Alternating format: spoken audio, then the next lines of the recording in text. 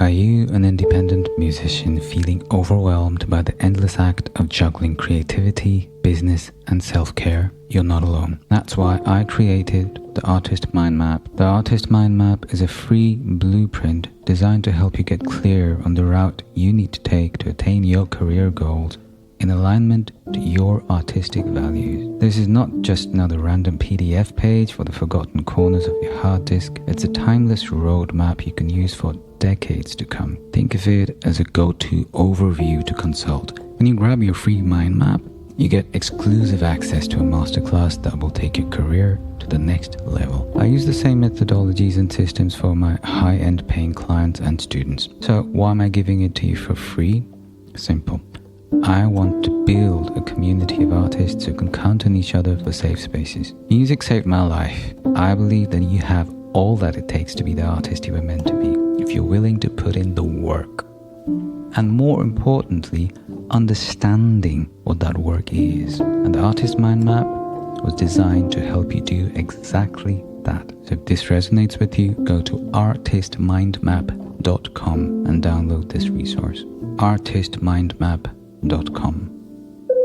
Welcome to another session solo cast. These solo casts were designed to help independent artists and musicians like you navigate the very complex labyrinth that is your artistic practice and career. They're based on empirical research and experiences of my own career as an independent musician and an educator and coach working with artists just like you. The primary aim behind these sessions is to offer accessibility to the kind of education many of us need to work with in order to forward ourselves in these very confusing times as empowered and independent artists in the truest sense of the word. Alright folks, welcome back. Today's theme is what is toxic pedagogy and what musicians need to understand. You ready for this? Okay. Artistic development is a delicate world, especially in music where the practitioner's role engages all mental, physical, rational, and intuitive aspects. So the role the mentor plays in that particular journey is crucial. Unfortunately, not all pedagogy is created equal. Some teaching methodologies can run a serious risk of stifling the creativity of budding artists instead of nurturing it, and can even result in long-term damage to both their physical and mental health. This is where the concept of toxic pedagogy is a term that musicians need to understand, not just to safeguard our own artistic and personal growth, but those of our collaborators and mentees as well. Okay, let's start off with defining toxic pedagogy. Now, simply put, toxic pedagogy refers to teaching practices that are harmful. While not a hard and fast rule, they tend to breed in environments that prioritize control of the teacher over the well-being and creative freedom of students. These methods can manifest in various forms, ranging from subtle to blatant authoritarianism, emotional manipulation,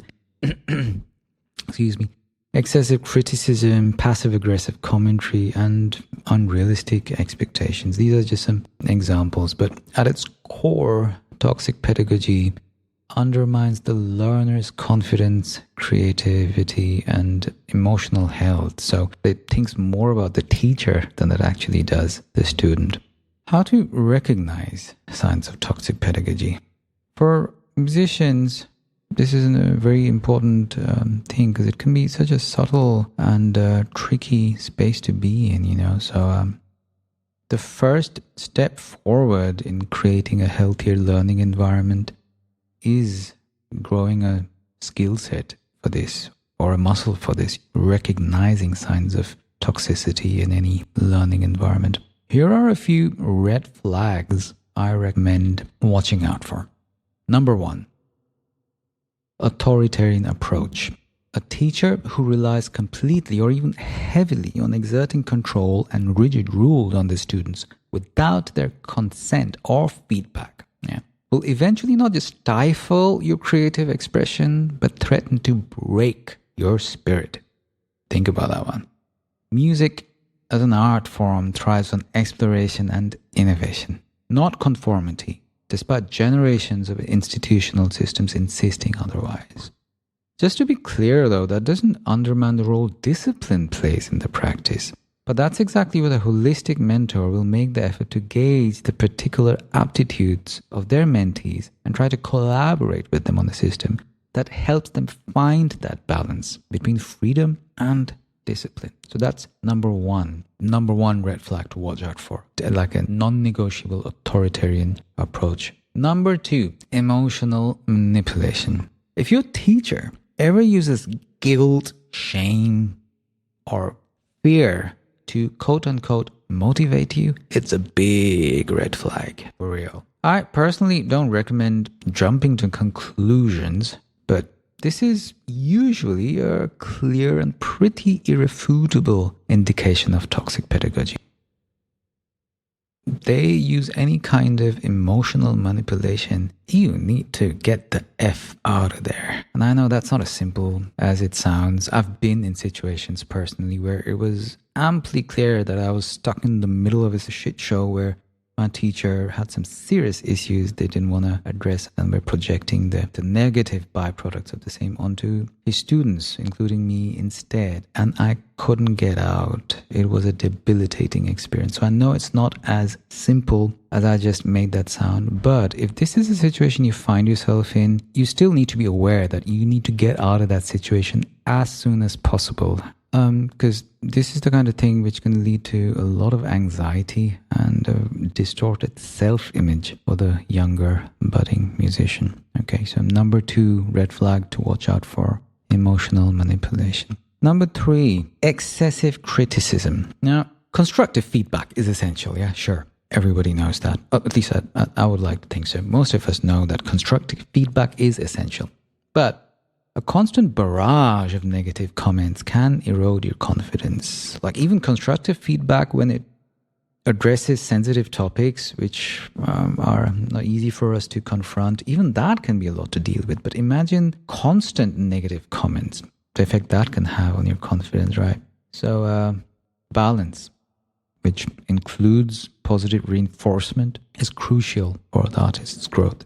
Excessive criticism and judgy, passive-aggressive or sarcastic comments are not a great space to be around for us artists.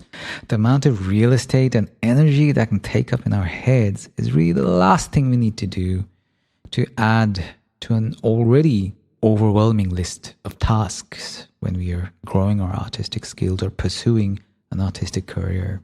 So, number 3 red flag to watch out for: excess and unnecessary criticism.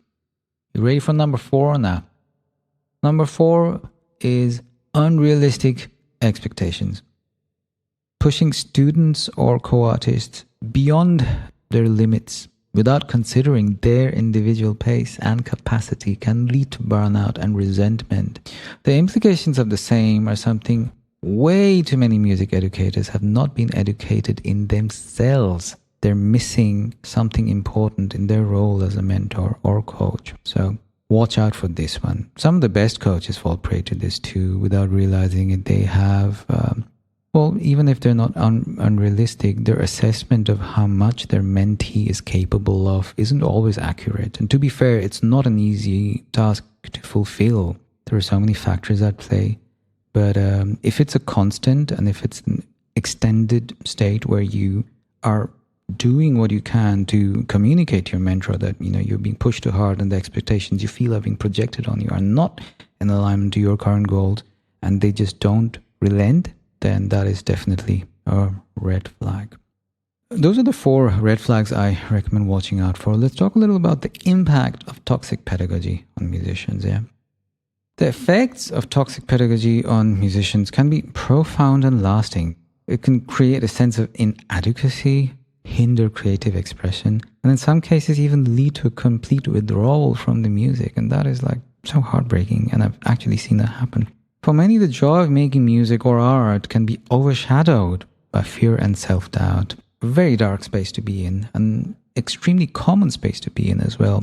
So understanding these impacts, the realisticness of these impacts being possible byproduct of toxic pedagogy, can help you take proactive steps to seek healthier learning environments. Sometimes an earlier awareness of the dark side is what helps us find the light. So I guess at this point, what we need to talk about is what's the counterbalance to toxic pedagogy.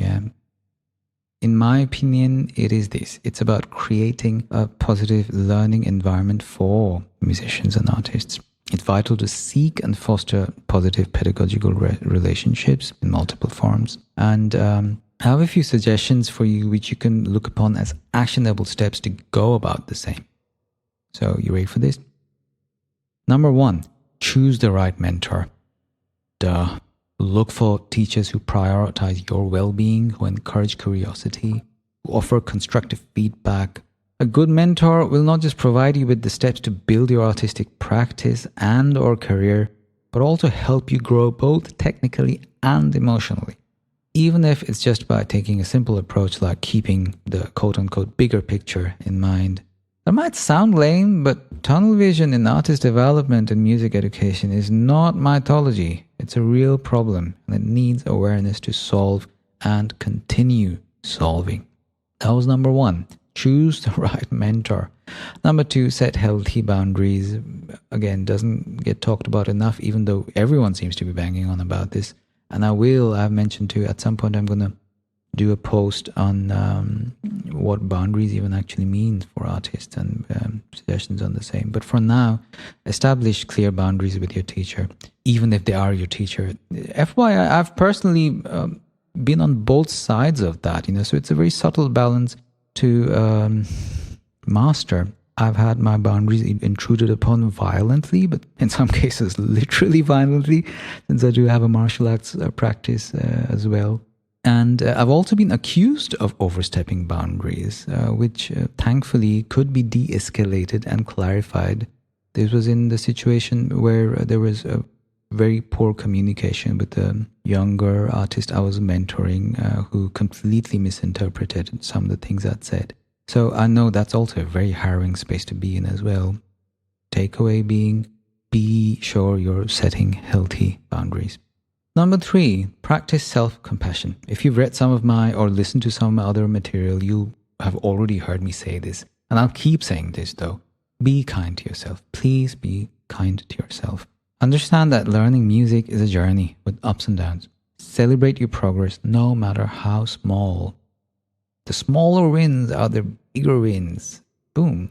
I like that one. I just coined that. I'm pretty sure I'm not the first one to come up with that. But I'll say it again. The smaller wins are actually the bigger wins. This doesn't mean that you bypass your weaknesses or anything. But the point here is don't let your weakness be the primary focus. Your weaknesses are just weaknesses that need to be addressed. Those are problems that need to be solved. But they're not the primary focus of what we're doing here. Focus on your inherent strengths and your wins.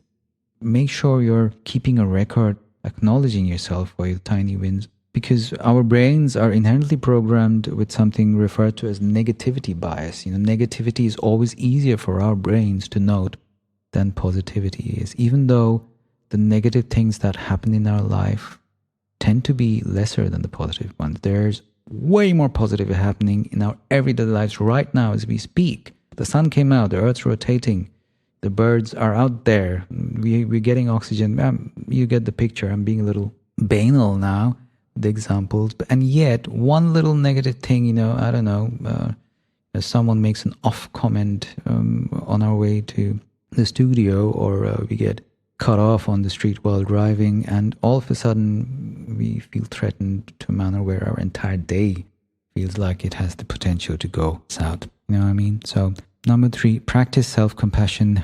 Be kind to yourself and give yourself the acknowledgement you deserve for the wins you're constantly putting into your little win account every day. Okay? Number 4, community support. You'll hear me repeating this in many of the other posts and episodes as well. But surround yourself with a supportive community. Your environment and the people included in it they don't necessarily define you, but the influence they have on the way you're being defined is not something you can afford to ignore. So surround yourself with the right kind of people. In my case, having the very multicultural, multi-country lifestyle I lead, it's a very legit challenge. So my tribe is mostly online, even though I'll obviously have, depending on which location I am at the specific part of the year, or when I'm on tour, I'll always have my go-to people, thankfully, close to me, physically as well. But a lot of my support system comes online from my mentors, my coaches, my mentees too, and the communities I've found. So the primary takeaway here is it's not about where these communities are. It's just really imperative that you have one. Invest in it with your time, energy, and money even. Depending on which level you're working at some point you will feel the need to invest in quality professional support, which is beyond the capacity of some of what our friends and well-wishers can offer us. Okay, in conclusion, in music, where passion and vulnerability go hand in hand, understanding and avoiding toxic pedagogy is crucial. By recognizing harmful teaching practices and actively seeking positive experiences, nurturing learning environments, musicians can protect their creative spirits, or we can protect our creative spirits and continue to grow as artists. That's the most beautiful part about being an artist. You can keep growing your entire life. As artists, we can keep growing our entire lives. Our journey, remember, is one that should be filled with empowering experiences, filled with joy, discovery, and self-expression. And as we navigate this path, it's imperative that we prioritize our well-being and seek guidance that honors each unique artistic voice. That's the whole idea here. Hey folks, I hope you found that episode helpful. Here's a little request. If you did, consider sharing this episode with your folks. Think about the ways in which they might benefit the way you did. And please don't ever hesitate to reach out if you have queries. My name's TL. I'm an independent musician and educator and the founder of the Holistic Musician Academy.